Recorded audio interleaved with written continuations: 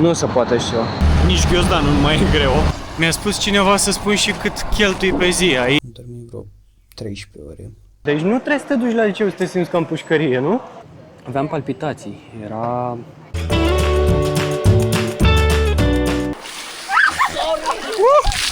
Am peste bord. Retrag tot ce am spus. Nu da la față! Closed. Yes. Open tomorrow. Băi, e ceva rău cu oamenii. Bună dimineața!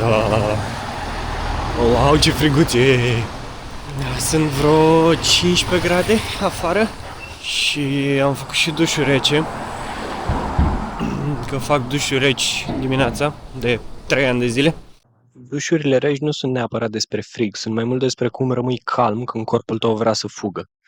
Dacă vrei să afli mai multe despre beneficiile dușurilor reci sau cum să-ți îmblânzești mintea pas cu pas, am creat un ghid pentru începători atât în română cât și în engleză. Un ghid simplu, sincer și pe înțelesul tuturor. Găsiți link-ul în descriere. 1 hour later. Am venit la Sticky Waterfall, sau cum se zice, cascada lepicioasă. Toată cascada curge pe limestone și se numește Sticky Waterfall pentru că ai aderență foarte bună când urci pe ea. Și cobori pe scări și pe platformă de lemn și așa mai departe și apoi urci înapoi prin cascadă, efectiv. Intrarea e în apă până la genunchi și după aia te duci spre cascadă. Acolo e foarte aglomerat, așa că o să mă uit aici un pic. Întâi asur pe asta mică momentan. 你这样过来，我也装口袋。 Mamă, ce... Deci de aia se numește sticky. Efectiv, te lipești de piatra asta. Ce tare!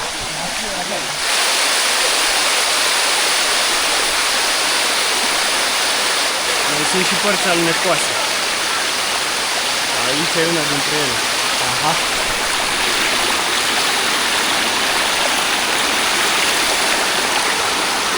Opa, opa, alunecă. Realitatea din spatele camerelor. Stai la coadă pentru poze.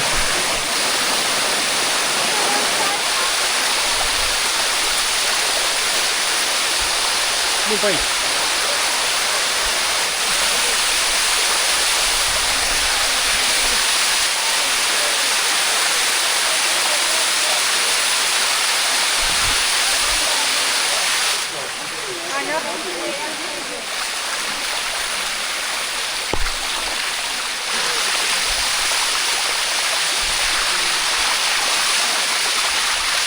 Tot urcăm, tot urcăm. Ce am observat este că pe acolo pe unde curge apa continuu, ai aderență bună. În schimb, pe unde nu curge mereu, e plin de mâzgă din asta alunecoasă. Vedem cum urcăm noi porțiunea asta. M-am băgat pe altundeva. Și pe aici este alunecos. Ah, aici e bine. Uite. Da, toată lumea urcă pe acolo. Și m-am băgat pe mijloc. Că e mai liber.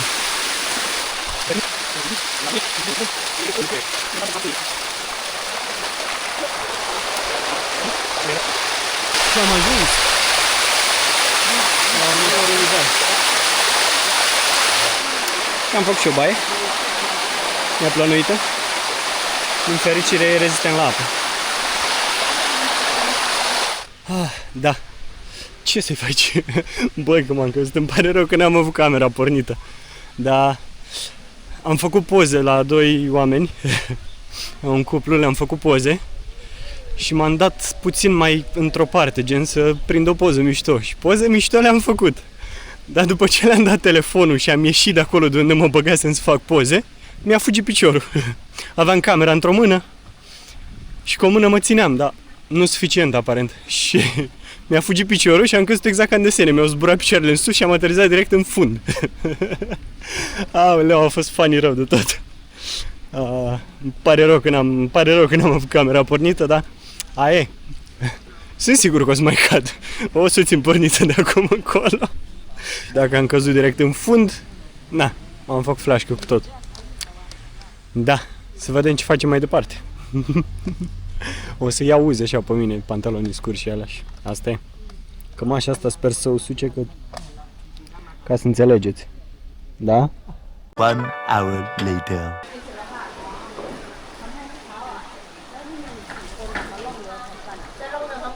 Da, din păcate am luat-o la cât țeapă. Nu prea îmi place ce se întâmplă aici, dar asta este.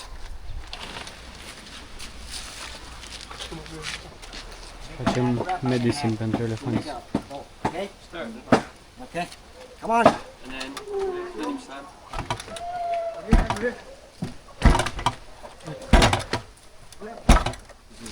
Făcut medicine. Bonbon? Bonbon?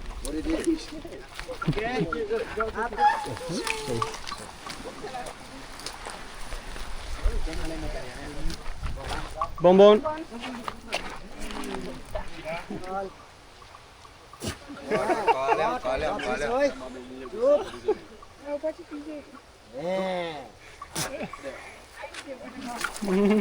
Careful.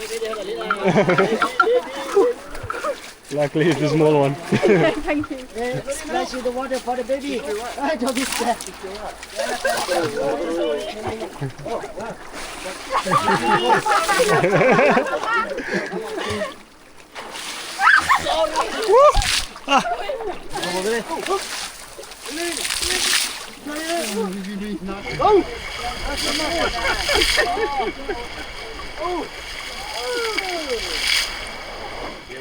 Too late now to move out of the way. You're soaked already.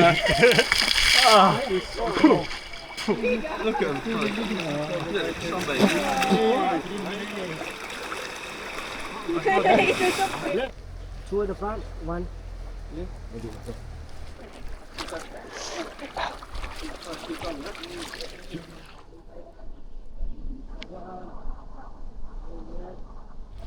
Suntem întrecuți. Ne atacă pe flancul stâng.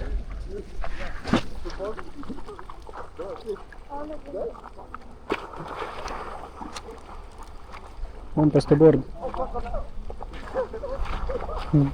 Om peste bord.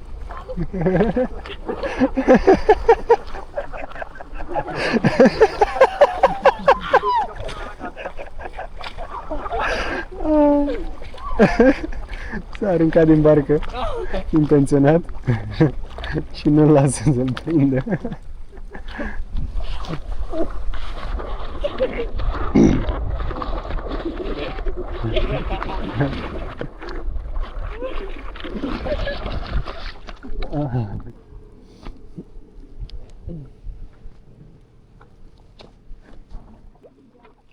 Am prins tupeu.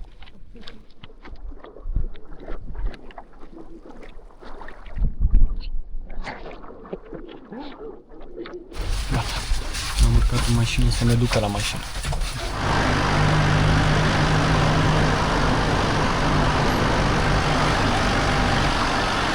Și am fost aruncat înapoi de unde am fost pescuit. Gata. Am ajuns la cazare. Să vedem ce mai facem în continuare. Foarte mișto ziua de azi. Băi, mi-a plăcut. Inițial mi s-a părut destul de tristus și nu prea mi-a plăcut toată treaba cu elefanții, dar după aia, uitându-mă la ei, nu mi-a mai părut așa rău, pentru că sunt foarte bine îngrijiți, sunt hrăniți bine. În momentul în care am intrat în apă, am intrat cu 2 elefanți, după aia când a mai vrut unul, a mai venit unul când a vrut să plece a plecat, după aia noi toți am ieșit și am plecat și 2 au mai rămas acolo. Mama cu pui au rămas acolo, stăteau tolăniți în apă, adică nu i-a forțat nimeni. Adică foarte ok, condiții ok. The next day. Neața, neața, eu mi-am luat uniforma oficială de turist și mergem să căutăm și să închiriem un scooter. Am ajuns deja la al 3-lea shop, la primul la care am fost, la care mă și uitasem. Mi-a zis din start că nu mai are motociclete, doar că nu mi-a zis imediat cum am intrat, m-a întrebat dacă am mai închiriat de la ei și le-am zis că nu și a zis, nu mai avem. A bătut alea ca la ochi, da, în fine am trecut peste și mai fost la unul, avea doar mici și acum am ajuns la unul care are prețuri foarte, foarte bune, sper să aibă valabile, gen, să vedem.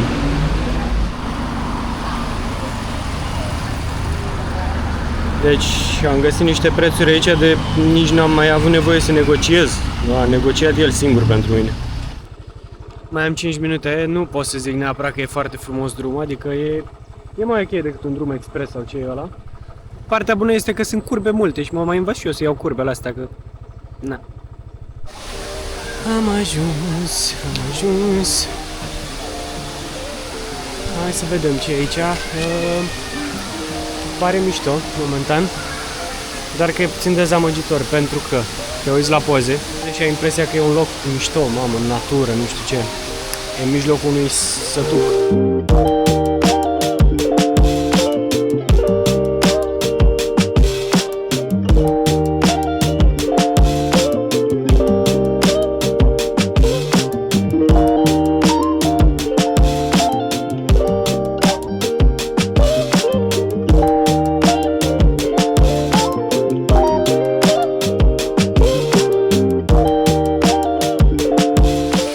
Puțin dezamăgitor, să fiu sincer, pentru că, da, cum am spus, el este un loc superb, foarte bun pentru poze, foarte bun pentru filmulețe și așa mai departe, dar ținând cont că nu este în natură, deci locul ăsta este un loc 100% artificial, nu dă același feeling, același sentiment de... Da, apa arată, wow, un albastru din ăla exact ca în filme, ca în poze.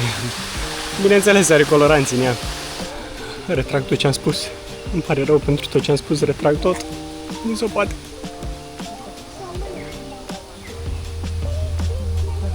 Au capre și iepuri. Gata, retrag tot. E super blocul ăsta. Veniți. Foarte mulți și foarte mare spațiu aici. Ce bun e aici?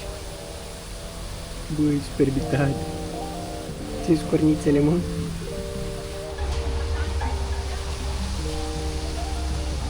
E într-adevăr un pic mai mare decât am crezut că e. Aici în spate au și grădini de flori, au și păsări, au și animale. Ați văzut cum era înăuntru, da? Asta e intrarea. Și asta e în jur. Much later. O tură de seară, să caut ceva de mâncare. M-am săturat de 7-Eleven. Nu o să ghiciți niciodată ce mănânc și ce beau. Surpriză. Patai și coconut. The next day. Am ajuns la intrare în parcul Doi Intanon. Din cauza că m-am mișcat atât de greu azi, nu m-am mai dus unde am vrut să mă duc și așa că am decis astăzi, dacă tot am plecat târziu, să iau scuterul și să vin să-l văd. Sunt foarte multe cascade aici și o să mă duc la una singură, care mi s-a părut mai wow. Și vreau să mă duc până sus, în vârf, pentru că este Doi Intanon Summit, care este cel mai înalt punct din Thailanda, aproape 2700 de metri. E efectiv în topul Thailandei. Așa că am scos camera, o să o pun la gât și o să vă iau cu mine pe drum. Deja a început să fie frig. Eu nu m-am interesat foarte mult ce am nevoie aici. Și urcând la 2700 de metri, cred că o să fie friguț, dar măcar am bluza asta. Aia e, vedem ce o să fie. Hai!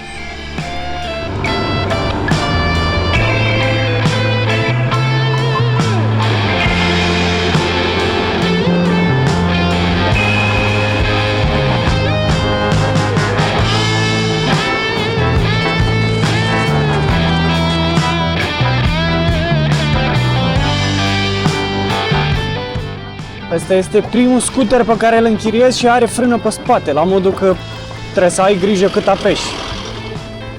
Doar că, din păcate, are senzorul de ABS aprins în bord, ceea ce înseamnă că roata se blochează instant cum apeși. Deci trebuie să am grijă cât de tare apăs. Parchez și eu lângă cu motor aici? Da, ce? Dacă el a parcat aici, eu de ce nu? Te face flașcă. La cât de mare e, mamă, și wow, ce debit are. Cred că datorită sezonului e debitul puternic rău. Mamă, ce mă străpește! Nu mai da! Nu da la față! Pregătiți? Wow! Wow! Oh my God! Wow!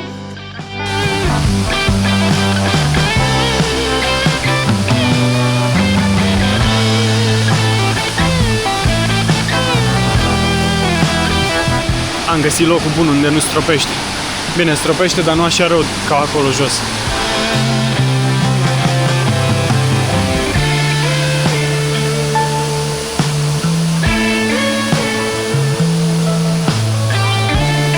E imensă, e genia. Doamne, natura este senzațională, incredibil.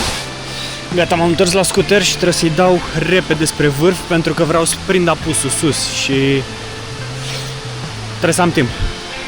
Hai! It's amazing. Wow! Yeah. Wow! Yep. That was exactly my reaction when I got here. Wow! Holy shit, nice! Oh my god!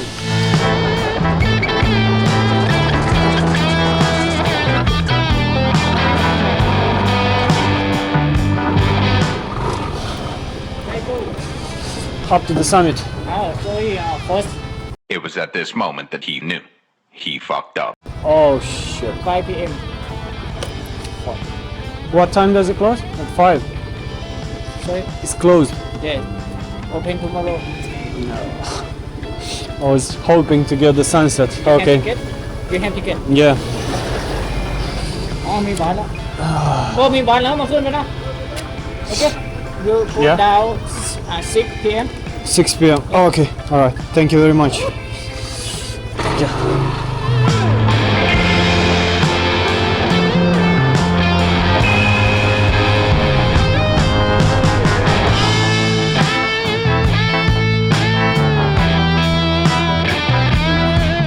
Deci, dragii mei, vreau să vă spun că mi-au înghețat gladiolele în mine.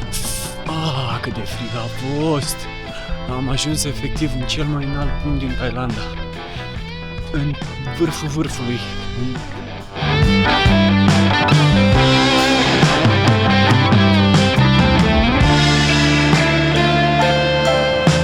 Și ca să înțelegeți când vă zic îngheț și când mai pot de frig,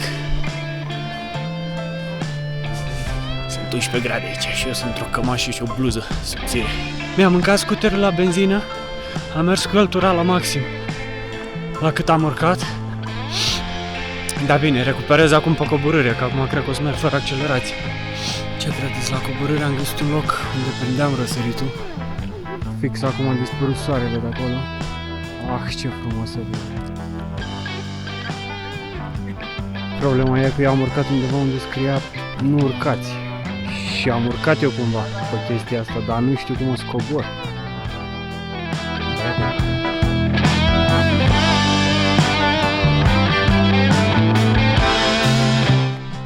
Deasupra lumii. Ce tare! Ia uite, am aură!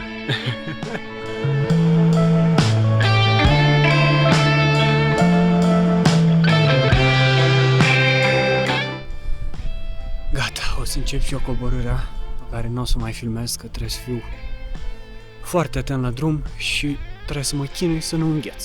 Sau să ne vedem de la cazare. V-am pupat. Dați fără nicio liniște, am ajuns întreg, băieți și fete. Abia aștept să fac un duș cald și să mă bag în pat, în pătură. Ne vedem pe mâine. Pa! V-am scutit de introduceri și toate cele în dimineața asta. V-am adus direct aici.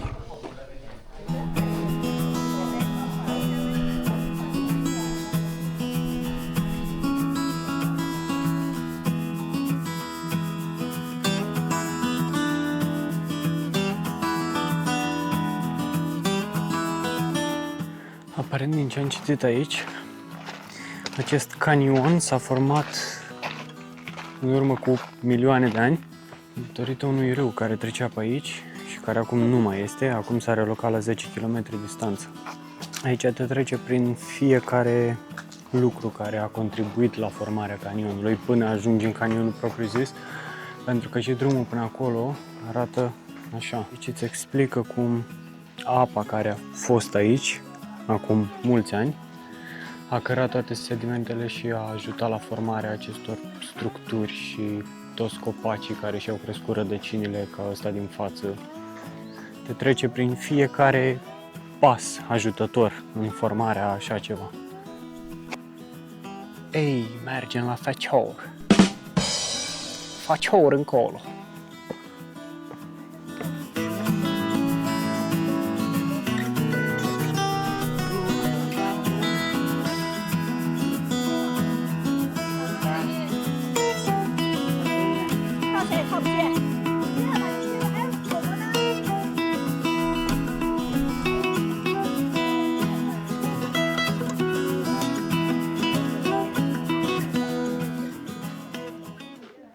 Sunt foarte clar și aici în partea cealaltă unde am fost mai devreme, nu intra.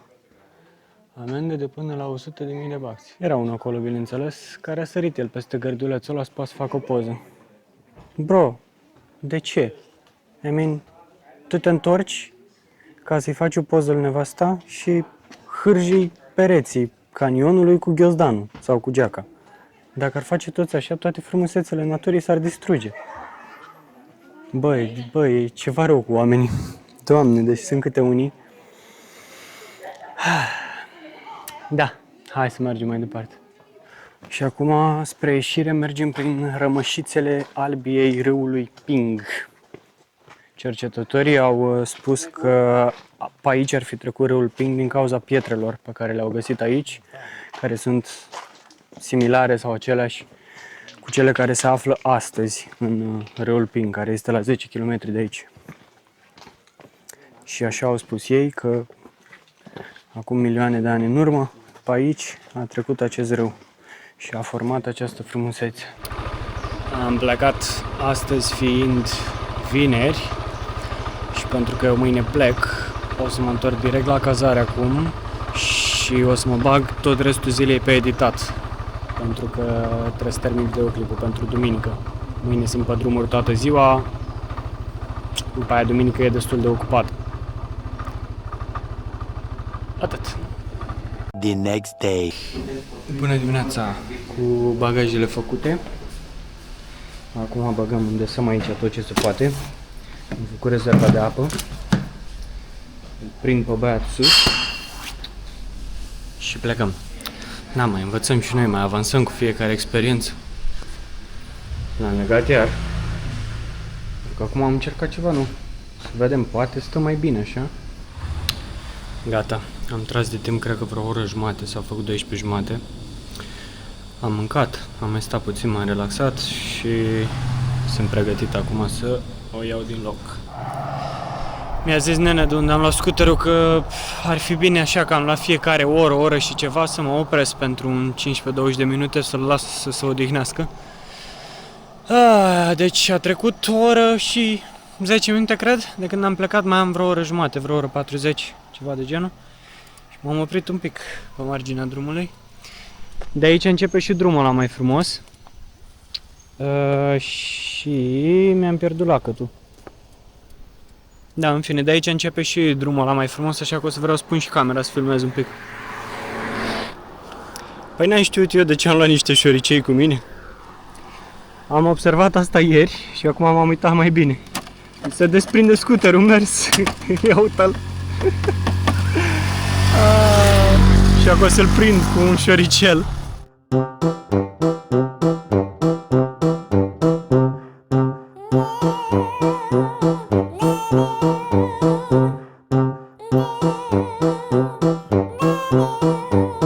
One eternity later.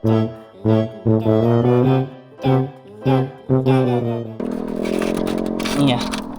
Hei. Ce ai mai ca nou? Ia uite-l. Aici nu se vede. Nu știe nimeni.